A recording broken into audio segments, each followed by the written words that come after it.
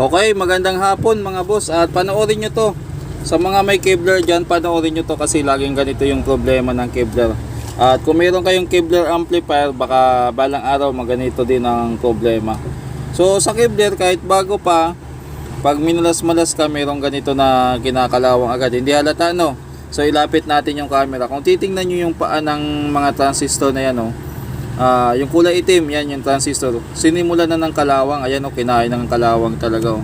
Kung mapapansin nyo dyan, talagang inatake na siya ng kalawang. So anong maganda dyan? Papalitan na natin yan mga boss, lahat ng transistor. Dito, ganun din. So gagawa din tayo ng full video nito. Abangan nyo na lang. Yan. Tapos isa pa sa dapat nating gawin dito ay, ayan, nagsimula na yung corrosion sa board. Kailangan din nating agapan yan. So, panoorin nyo na lang yung full video natin ito. I-upload natin soon. Kasi sisimulan ko pala ngayon.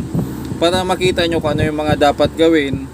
At para ma-idea kayo kung meron kayong ganito, kung anong gagawin sa amplifier nyo, mga boss. At para maingatan nyo na rin.